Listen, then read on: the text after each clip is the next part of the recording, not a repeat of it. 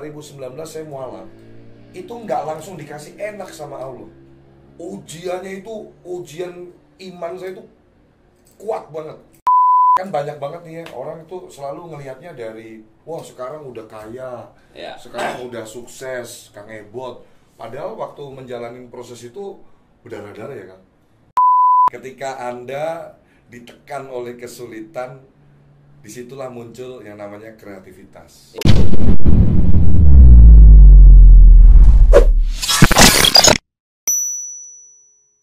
Halo guys, balik lagi di podcast gua, John Talk Podcast. Jangan ngatur Tuhan. Oke guys, kali ini gua kedatangan tamu yang sangat spesial guys. Sosok yang kalian pastinya kalau di dunia burung, dunia kicau pasti sudah gak asing lagi sama beliau ini guys. Satu hobi sama saya di dunia burung, di dunia kicau ya. Beliau ini sekarang udah ada di samping saya guys. Kita kasih applause yang meriah buat Kang Ebot. Apa kabar Pak Haji? Baik. Waduh ini Bang John. suatu, Saya panggil Bang John lah ya. suatu kehormatan banget ini saya bisa Pak Haji bisa hadir di samping saya di podcast John Talk Podcast. Gimana kabarnya Pak Haji? Baik, alhamdulillah. Jujur saya diundang ke sini sebuah kehormatan bagi saya Bang John. Karena saat ini Bang John LBF itu artis yang terviral di perburungan. Saya yang merasa tersanjung sebenarnya. Begitu Bang John. Siap. Pak Haji, mau tanya nih Pak Haji. Sebetulnya kan nama Pak Haji ini kan Pak Haji Mahfud Sulaiman gitu Pak Haji ya. Kok bisa jadi Kang Ebot itu sejarahnya seperti apa Pak Haji? Karena sama saya nih, saya nama asli John LB, nama asli Henry Kurniadi, tapi nama panggungnya John LBF. Apakah itu mirip-mirip gitu Pak Haji? Boleh ceritain gitu? Tahun 90 saya ke Bandung. Tahun 90 ke Bandung. Tahun 90 berarti saya usia baru 17 tahun. Ya, dari mana Pak Haji? Saya asli Kebumen, Jawa Tengah. Oh, jadi Pak Haji perantauan ya? Iya, dari... Kalau Bang John orang Semarang, wong Kuto. Iya. Aku wong deso. Ngapak ya Pak Haji ya? Ngapak. Tahun 90 itu ke Bandung ya. Oke. Kerja di konveksi ya. Orang-orang Bandung manggil saya untuk Mahfud itu sulit. Jadi dipanggilnya bot, jadilah Ebot. Jadi saat itu disepakati oleh teman-teman panggilannya Ebot gitu Bang John. Oh, oke. Tahun berapa itu Pak Haji? 90. Tahun 90 dari Kebumen merantau ke Bandung. Kerja belum di nikah, konveksi. masih Ya, 17 tahun ya? 17 masih tahun. Masih anak-anak. Masih bocah ya? Masih bocah ya? Modal nekat ya Pak Haji ya? Iya. Oke. Nah, Pak Haji, saya mau tanya nih. Pak Haji ini kan asli dari Kebumen ya, merantau, memutuskan jadi perantauan lah, mengadu nasib ke kota lah ya, Bandung ya. Masuk kota lah ya, kota Bandung untuk berkarir lah di sana lah. Awal mula ceritanya sebetulnya bukan masuk ke dunia lomba burung. Kayak saya dulu kan saya jadi pekerja di lomba burung, jadi MC dan lain-lain itu. Pala Pak Haji masuknya ke dunia konveksi ya dulunya ya, tahun 90 itu ya. Kan gini, kita berangkat ke kota dari basic di kampung yang dulu itu saya pulang sekolah ngarit ya. Jadi saya itu profesi itu pulang sekolah dulu ngarit, bantu orang tua. Ngarit itu kalau ngarit, saya tahu tuh ke sawah gitu ya, ke kebun gitu ya. Iya. Bantu orang tua untuk ngasih makan kambing gitu. Tahun itu. Jadi kita berangkat ke sana karena ada yang ngajak, kakak saya yang ngajak gitu kan. Tar dulu Pak Haji, jangan dilanjutin dulu sebentar. Saya mau tanya dulu nih. Bukannya Pak Haji ini memang udah anak orang kaya, balungan gajah dari kecil. Masa anak orang kaya ngarit di kebun sih? Lucu lah Pak Haji.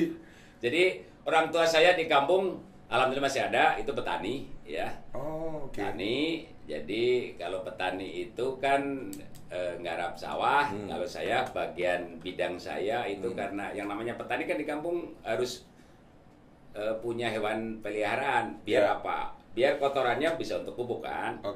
Terus kalau setahun 2 tahun dijual ada lebih. Jadi saya bagian oleh orang tua ditugasin ngarit cari rumput begitu. Oh, jadi Pak Haji ini bukan dari anak keluarga orang yang sugih, kaya, ngono ki ora ya Pak Haji? Dari keluarga biasa-biasa aja. Biasa. Jadi nekat itu dari Kebumen ngerantau ke Bandung itu ya modal restu dari orang karena tua tradisi aja. kan kita daerah tahun-tahun itu memang tradisi kalau udah lulus sekolah merantau ya ikut senior-senior yang sudah merantau kita ngikut aja gitu kan. Karena kakak saya kerjanya di konveksi, saya ngikut di konveksi, begitu Bang. Oh, jadi konveksi itu kerja kayak di pabrik gitu ya? Konveksi itu atau home industry gitu? Home industry yang karyawannya paling sekitar 30-an lah. Tahun segitu gaji berapa ya Pak Haji? Tahun itu seminggu rata-rata gajian 35.000. Kan sebelum moneter. Ya, sebelum Krismon. Ya, sebelum Krismon itu 35.000 lumayan. Saya bisa ngontrak ya sebulan itu 25.000 berdua, yang setengah bilik, setengah tembok. Jadi dengan tetangga itu bisa saling intip.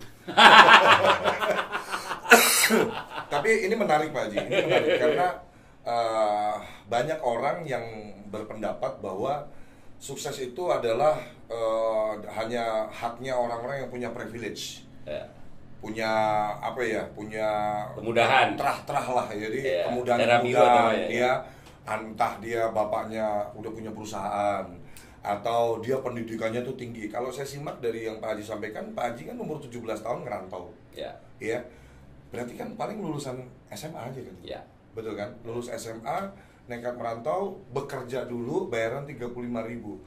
Ini menarik nih Pak Haji, saya pengen dengar success story-nya Pak Haji nih.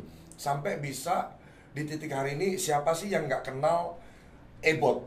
Ya, bahkan mungkin teman-teman semua di rumah kalian, buat kalian yang hobi kicomania, ya, hobi burung, melihara burung kicomania, lovebird, ataupun macam-macam lah. Sangkarnya itu kalian coba lihat di garasi rumah kalian tuh. Ada nama Ebot di sini. Ebot Jaya. Nah, ini foundernya ini. Ini pendirinya sekaligus pemiliknya seluruh Indonesia. Pemegang mereknya, hak patennya ya Haji Ebot ini gitu. Ceritanya gimana Pak Haji? Jadi tahun 90 ke Bandung, kita dari kampung karena kerja. Jadi nggak ada tradisi usaha, itu nggak ada.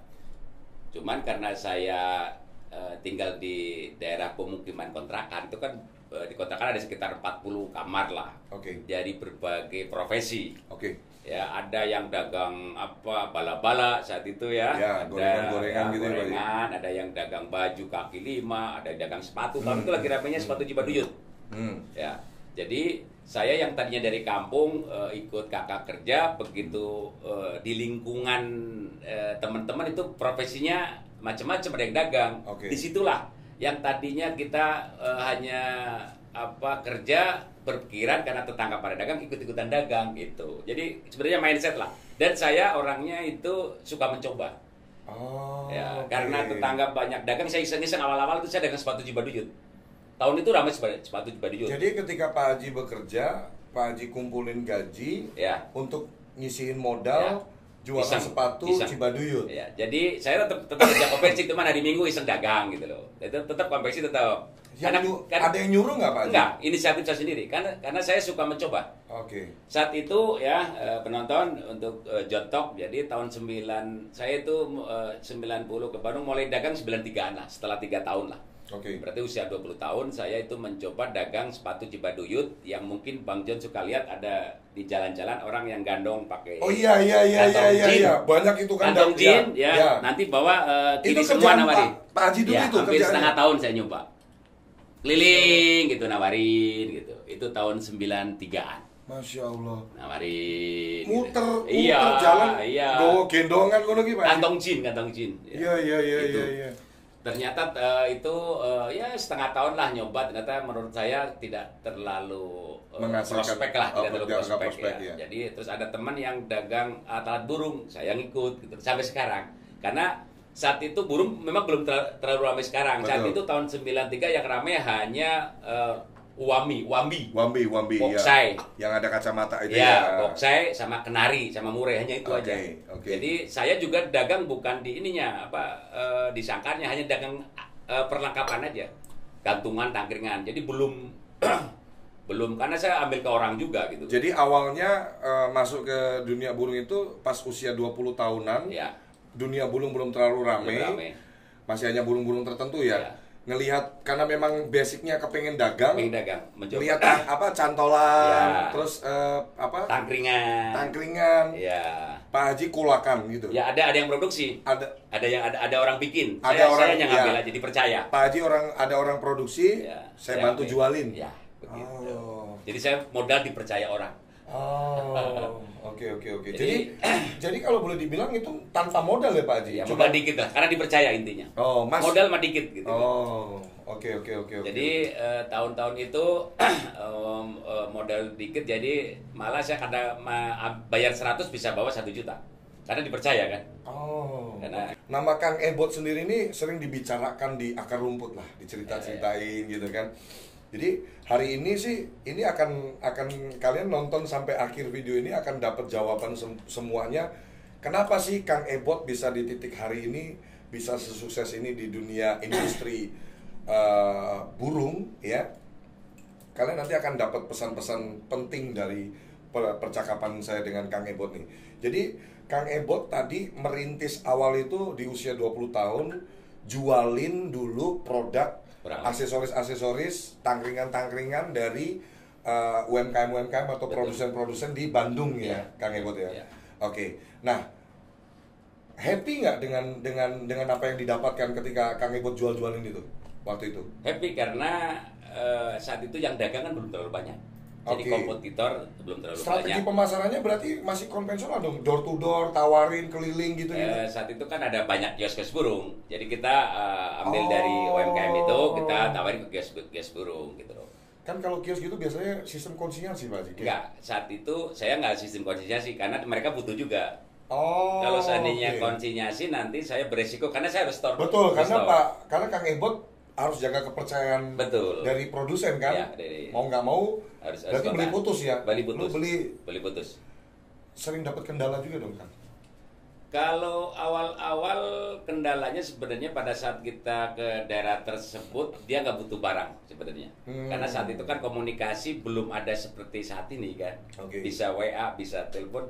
Tahun 93 itu handphone perasaan belum ada, jadi saya belum punya alat komunikasi. Paling pada saat kita kanvas menawarkan ke daerah Tasik pada saat kita ke sana dia nggak beli, itu aja kendalanya. Kang, mau tanya Kang, menikah usia berapa Kang? Izin. Saya menikah di usia 30 tahun.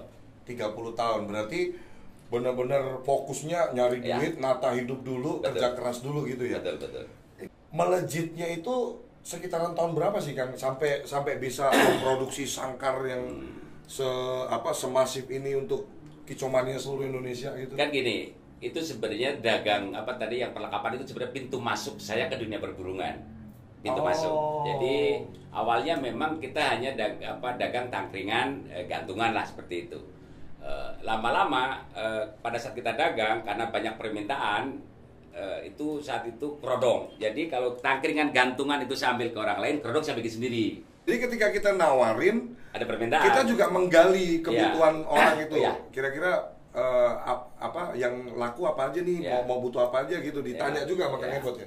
Jadi tahun-tahun itu yang tradisi pakai kerodong belum terlalu banyak, jadi yang bikin juga belum terlalu banyak. Jadi saat itu saya bikin kerodong untuk burung yang ada di sablon gambar burung itu pada saat itu termasuk booming. Karena saya termasuk pertama bikin kerodong ya bergambar. Jadi saat itu saya nyaris lumayan lah karena pionir kan, pionir gitu. Pertama tahun sampai tahun 2000-an lah itu lumayan. Kerodong saat itu saya belum dagang sangkar, belum. Jadi hanya aksesoris. Iya. Aksesoris gitu kan. Sampai tahun 2000 tuh ya, sampai tahun 2000, 2001, 2022 saya belum masih dagang aksesoris karena saat itu kerodong termasuk bagus. Saya bikin merek sangkar itu tahun 2006. 2006 baru mulai. Jadi dari tahun 93 sampai 2006 saya belum dagang sangkar. Masih orang yang dagang sangkar banyak sekali.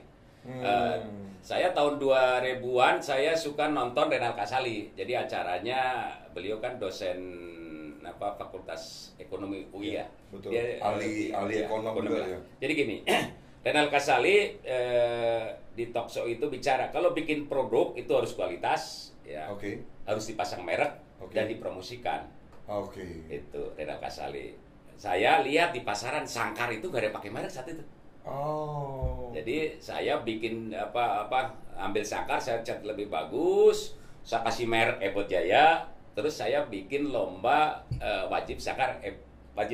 Jadi saya itu di perburungan nih Nyombong, pionir di bidang sangkar bermerek ya. Terus bikin lomba wajib sangkar itu saya duluan. Pertama kali. Pertama. Ya, jadi kali, saat ini yang ada itu termasuk ikutin saya. Betul. Alhamdulillah. Pionirnya ilmunya Renald Kasali saya terapkan. Alhamdulillah. Jadi saya. Jadi menjaga kualitas, punya merek dan dipasarkan. Iya, dipasarkan, dipromosikan. Dipromosikan. Ya, jadi saya. Dipromosikan tadi masuk ke kegiatan-kegiatan secara. Karena saya punya merek, jadilah tahun 2007 saya dipaksa harus terjun di lomba burung karena harus promosi kan.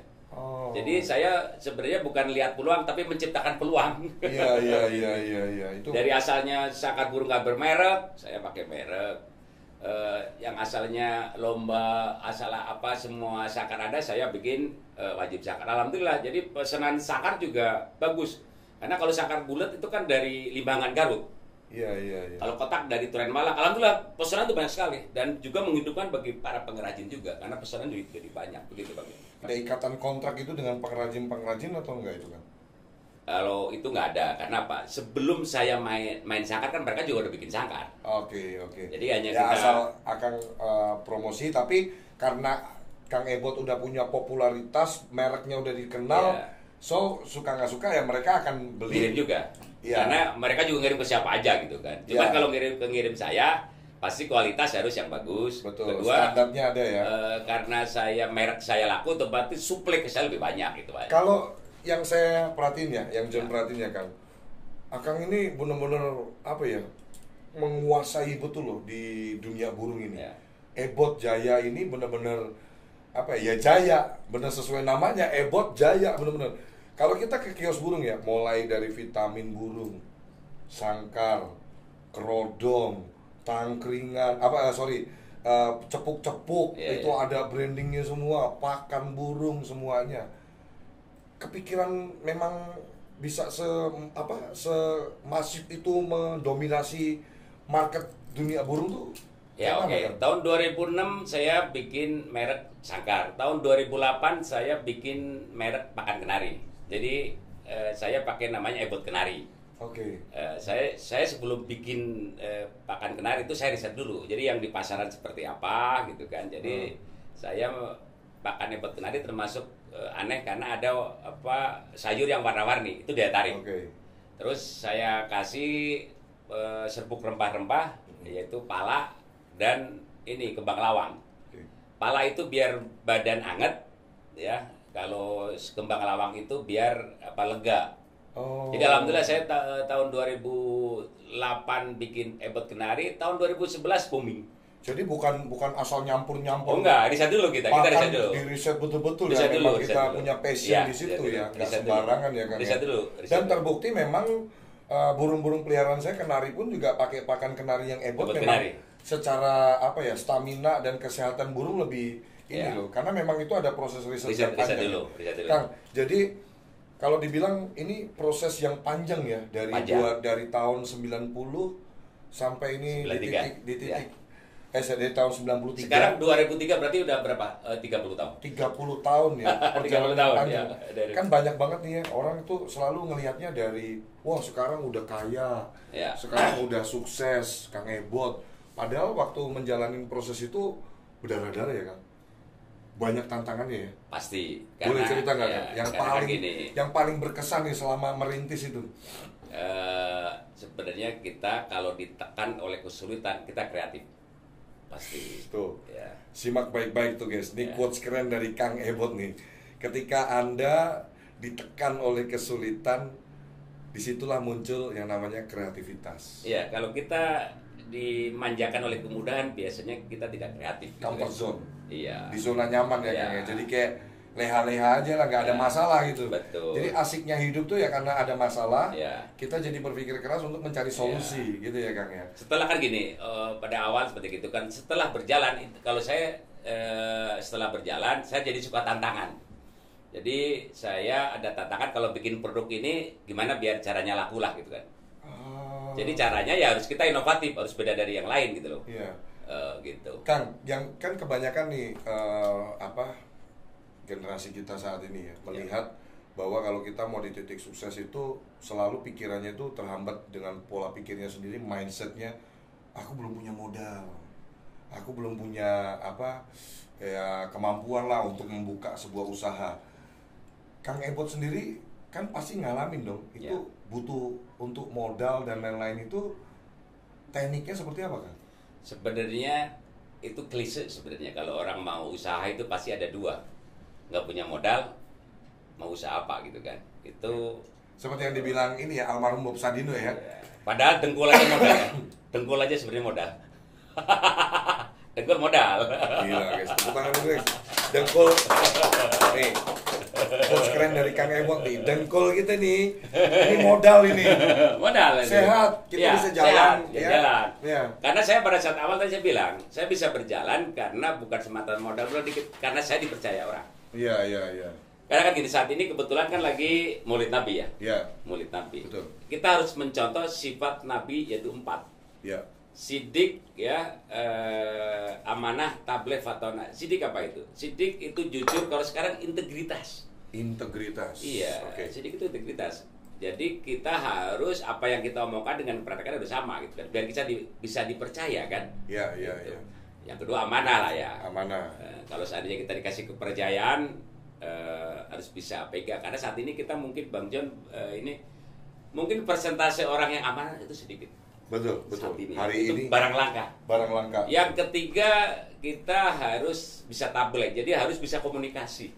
Sebagus sejujur apapun Anda, seamanah pun Anda, kalau kurang bisa komunikasi, kurang bisa meyakinkan customer, orang nggak akan beli ya. Keempat, ya harus patron, harus cerdas lah, karena cakap, cerdas, karena tantangan ke depan kan makin kompleks. Betul. Kalau seandainya kita nggak adaptif dengan situasi, kita akan ketinggalan. Jadi kita semua, menurut saya pengusaha sukses, dia mau muslim non muslim, pasti sifat Nabi dipakai. Betul. 4 ini. Betul. Cuman kadang-kadang kita saat ini sering merayakan Maulid Nabi kan hanya di seremonial, tapi tidak di substansinya. Substansi dari Nabi itu apa, seperti itu. Oke. Sukses itu tentang kemauan sih ya Kang. Kemauan dan secara konsisten kita jalankan apa yang sudah kita niatkan gitu ya Kang. Betul. Saya sependapat sih, di saat ini kebanyakan orang yang gagal itu karena memang dia sebetulnya sudah dihadapkan pada kesempatan-kesempatan yang sama kan. Tapi ketika kesempatan itu dia raih, gak amanah, gak jujur, gak menjaga integritas gitu. Kalau saya boleh cerita sedikit ya Kang, di titik saya ini banyak orang bergeleng-geleng kepala. Saya bilang, kamu gak perlu pusing mikirin hidup saya. Kamu gak perlu bingung. Karena apa? Ketika kamu bingung, ini kok orang kok kemarin dia ini 2 tahun jadi ini, saya menyimpulkannya sederhana Kang. Berarti you nggak percaya namanya Tuhan, kuasa Allah Subhanahu Wa Taala. Saya singkat sedikit ya, tambahin sedikit aja. 2019 saya mualaf, itu nggak langsung dikasih enak sama Allah. Ujiannya itu, ujian iman saya itu kuat banget, keras banget. Bayangin Kang, habis mualaf nikah 5 bulan kerja dipecat dari perusahaan. Sampai ada secara manusia kita marah nih dalam hati ya, kok gini ya jadi orang Islam ya, kok gini ya jadi orang Islam. Gue memeluk Islam kok malah jadi hidup gue kok nyungsep nih, tinggal dipetakan ya kan, istri lagi hamil kena pecat lagi.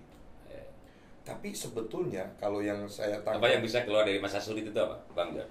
Saya melihat bahwa gini kan, dunia sebesar ini mungkin tidak ada yang ngatur. Jadi segala sesuatu Allah yang maha mengatur. Kesimpulan saya itu aja, ketika saya di titik itu, saya bertobat, saya minta ampun sama Allah, dan saya sampaikan, saya bicara komunikasi dengan Tuhan saya. Ya Allah, ampuni saya hamba, saya cuma hamba. Saya percaya hidup saya ini semua keputusannya hak prerogatif penuh adalah di pencipta saya. Pasrah lah ya. Berserah. Kalimatnya kalau yang saya tangkap, yang saya alami itu berserah. Berserah itu sikap aktif di atas pasrah. Di atas pasrah, ya. Gitu. Kita kalau pasrah kan nggak ngapa-ngapain, kan. Ya. Kalau berserah ini berserah penuh sama Tuhan, tapi tetap ikhtiar. Nah di situ. Jadi kalau yang saya tangkap dalam hidup ini kita hanya harus sering menunjukkan kepada pencipta kita bahwa kita ini makhluk yang nggak bisa dipaksa menyerah oleh keadaan sulit apapun. Karena menurut saya kan gini, Allah itu mewajibkan kita itu ikhtiar, mengoptimalkan ikhtiar. Kalau masalah hasil kita tawakal kan. Ya betul. Jadi orang masih banyak yang hanya doa gitu kan, nggak ikhtiar, ya. Pasrah ya nggak jadi apa-apa. Karena betul. Tetap Allah itu mewajibkan kita itu ikhtiar dengan yang optimal. Betul. Dan seringnya kan yang saya tangkap orang-orang yang gagal itu adalah orang-orang yang tidak bersabar menunggu waktunya Allah. Timingnya Allah. Jadi ketika kita menjalani proses ya, mulai merintis usaha, semua orang buka usaha itu nggak ada yang mudah sih Kang. Betul. Saya ngalamin banget juga gitu. Dan terima kasih banyak Kang Ebot mau bercerita perjalanan saya sebagai pengusaha juga bisa melihat tuh struggle-nya Kang Ebot. Bayangin tuh keliling dari awal bawa sepatu Cibaduyut, terus matanya tapi jeli ngelihat peluang apa lagi ya. Ini orang dagang nih, teman-teman simak deh ya, netizen teman-teman saya YouTube simak deh. Jadi kalau kalian menyimak dengan baik nih apa yang disampaikan oleh Kang Ebot, ceritanya mungkin tidak terlalu spesifik ya, tapi secara mentalitasnya beliau ini orang yang gak pernah puas dengan kondisinya beliau hari ini, kepingin mengupgrade gitu. Dan terbukti Ebot Jaya itu teman-teman di titik hari ini orang ibarat nih ya, kalau boleh saya, karena saya memang di dunia kicau cukup lama ya Kang ya, udah puluhan tahun juga, 10 tahun lebih gitu. Jadi ibarat nih orang bayi baru lahir ya, ditanya, lu kalau nanti melihara burung mau beli sangkar apa? Ebot Jaya. Ini jadi udah kayak jadi brand image gitu loh Kang. Itu ngebangunnya juga dengan aktivitas. Karena pionir kan, Ebot Jaya itu pionir. Pionir ya, karena jadi kayak merek-merek mobil yang ya kalau pertama kita kali gini, kalau kita beli air mineral kan Aqua. Ya, nyebutnya itu ya. Padahal nanti dikasihnya merek lain gitu ya. Karena dia pionir. Kalau kita beli mesin pompa pasti Sanyo, padahal merek gitu. Betul. Kan? Oke Kang, apakah ini yang menjadi menjadikan Kang Ebot Jaya ini bisa sesukses ini? Apakah dengan aktivitas yang Kang Ebot sering jalankan dengan menggelar lomba burung secara konsisten, secara rutin itu, apakah itu memang strategi pemasarannya itu? Karena lomba burung itu sebuah keniscayaan biar produk-produk perburungan itu terserap. Karena kalau seandainya nggak ada lomba burung, ya terus penggemar burung itu hanya penggemar burung rumahan, pasti nggak akan beli sangkar-sangkar yang bagus. Jadi Kang Ebot ini ya teman-teman ya, dari pedagang Cibaduyut nih, sepatu Cibaduyut keliling gitu ya, terus iseng-iseng ngelihat peluang, ada peluang jualan aksesoris sangkar. Sekarang memiliki gurita bisnis, namanya itu viral banget lah di dunia lomba burung tuh. Siapa yang nggak tahu merek Ebot Jaya? Jualan sangkar itu 9 sampai 10 ribu per bulan. Dan akan terus bertambah terus pastinya. Boleh nggak kasih tips buat pengusaha-pengusaha atau calon-calon pengusaha anak-anak muda kita ini? Oke. Nah, tipsnya apa nih Kang? Supaya kamera mana, yang ini? Yang itu Kang. Oke, sahabat Jontok ya. Pengalaman saya dalam merintis usaha, yang pertama adalah harus berani mencoba. Itu syaratnya. Kedua, setelah mencoba kita harus adaptasi ya dengan kemajuan, karena pada saat kita menjalankan sebuah usaha itu kan banyak rintangan, tantangan. Jadi kita harus adaptasi dengan perkembangan apapun gitu. Kalau sudah kita maju lagi, yang akan tantangan lagi adalah gaya hidup, Bang John. Yang akan menjerumuskan itu kita adalah gaya hidup. Pertama harus berani mencoba, ya, adaptasi dengan perkembangan. Dan terakhir setelah kita berdiri harus bisa mengendalikan gaya hidup, karena kalau kita tidak bisa mengendalikan gaya hidup itu biasa bisa menjerumuskan, begitu Bang Jo. Luar biasa. Saya setuju banget dengan yang disampaikan oleh Kang Ebot ya, karena saya ngalamin banget Kang.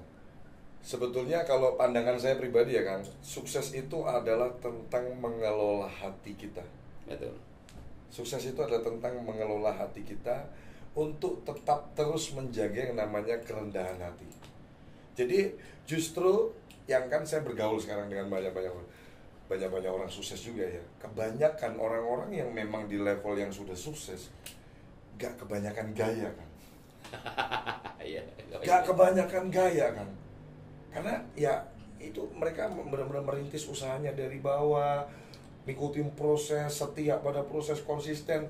Dan ketika mereka di titik atas tuh jadi gayanya tuh jadi nggak ada, malah yang mohon maaf yang duitnya masih pas-pasan itu Kang, yang banyak gaya biasanya Kang, yang banyak flexing, yang masih nanggung gitu. Jadi kadang kalau saya punya quotes itu tadi, jadi sukses itu adalah tentang bagaimana kita mengelola hati kita, tetap menjaga kerendahan hati, menghindari yang namanya arogansi, karena dengan kerendahan hati itulah dasar orang akan menghargai kita. Karena kalau agama juga mengajarkan ada namanya tawadu dan qanaah. Tawadu dan qanaah. Tawadu itu sederhana, qanaah itu hidup apa adanya. Ya. Kadang-kadang ada orang yang biasa-biasa gaya hidupnya mewah. Betul. Ada orang yang kaya gaya hidupnya sederhana. Betul. Kalau kata Cak Lontong kan gini, kalau Cak Lontong, ini saya mengutip Cak Lontong, kaya atau miskin itu kondisi hidup. Ya. Sederhana atau mewah itu kan cara hidup. Ya. Jadi ya tadi itu banyak orang yang kaya hidupnya sederhana, tapi ada orang yang biasa hidupnya mewah gitu kan. Itu aja. Kang Ebot, John pengen jadi penasaran nih Kang. Kan sekarang kan banyak banget nih Kang menjelang tahun politik nih 2024 nih, tahun depan nih. Banyak banget orang-orang yang udah sukses jadi pengusaha dan lain-lain gitu. Mereka jadi kayak kepengen masuk ke dunia politik. Nah, Kang Ebot sendiri ada kepikiran nggak kepengen masuk ke dunia politik itu supaya mungkin punya kekuasaan dan bisa bantu lebih banyak orang lagi gitu kan? Ini menjebak ini. Izin Bang John. Saya beneran nggak tahu loh kan. Saya memang nyalek ya. Oh, serius kan? Lagi untuk lagi. PRRI. Oh, jadi ya motivasi ya. Saya hanya ingin biar ide dan gagasan saya itu didengar. Dapil mana kan? Dapil Jabar 1, Kota Jabar 1, Bandung, DPR RI ya, Cimahi, Senayan ya? Kota Bandung, Kota Cimahi. Oke, Kota Bandung, Kota Cimahi. Dapil saya. Dapilnya Kang Ebot ya. Jadi motivasinya dari partai apa Kang? PKB. Partai Kebangkitan Bangsa ya, Cak Imin punya ya. Oke. Jadi motivasinya apa Kang? Jadi saya ada beberapa ide dan gagasan tentang pengelolaan negara. Oke. Ya, ada. Apakah itu tertuju langsung ke spesifik ke dunia burung atau lebih makro ke dunia UMKM? Secara umum negara. Okay. Salah satu contoh, salah satu aja. Pulau Jawa itu pulau kecil dari 50 besar di Indonesia. Sumatera, Jawa, Kalimantan, Sulawesi, Papua. Oke. Pulau kecil di antara 5. Tapi populasi penduduk 60% dari Pulau Jawa. Betul, paling besar populasi. Ya, jadinya apa? Kita mungkin bisa dibayangkan oleh Bang John nanti 10-20 tahun lagi Pulau Jawa seperti apa. Jangankan di kota-kota besar seperti kota Jakarta, Bandung, kota yang kecil aja udah padat. Cirebon, Tasik udah padat. Kalau nggak ada sebuah polisi kebijakan yang terobosan yang dahsyat gitu, itu sulit untuk memindahkan, jadi pemerataan populasi lah. Gitu. Jadi caranya apa? Ya, tagline saya dalam berpolitik adalah pemimpin harus tahu masalah, tahu solusi dan inovatif. Turun langsung ke lapangan mencari jadi solusi. Tahu masalah, tahu solusi. Ya, jadi gimana caranya? Kalau saya di anggota dewan akan menyuarakan. Jadi semua pendidikan yang kementerian dan lembaga itu harus dipindahin ke Pulau Jawa dan keluar dari Pulau Jawa. supaya ada pemerataan populasi dan pemerataan juga keuangan ekonomi. Biar ada nanti pusat-pusat pertumbuhan di luar Pulau Jawa. Iya di luar Pulau Jawa. Ada kan gini, ada sekolah ikatan dinas itu ada 25 kan. Oke. Itu harus dipindahin. Kalau enggak mungkin Bang John akan kepikiran enggak 20 tahun lagi kota Jakarta seperti apa? Kota baru saat ini macet ya kan? Semua tertutup. Ya, kalau nggak ada kebijakan fundamental dari kebijakan politik negara untuk memindahkan penduduk secara alamiah lah. Jadi secara strategi dan action plan yang akan dijalankan ketika nanti masuk ke Senayan, ke DPR RI udah tertata semua, udah disusun semua ya Kang ya. Ada. Dan cuman kan fungsi dewan sebenarnya bukan eksekutif kan. Betul. Fungsi dewan hanya 3. Di anggaran terus pembuat undang-undang dan pengawasan. Cuman manakala kita menjadi anggota dewan, kita menyuarakan kepada eksekutif, minimal didengar. Kalau saat ini kita tidak duduk di situ, nggak akan didengar. Benar. Siapa sih gitu kan? Benar. Mungkin seperti itu.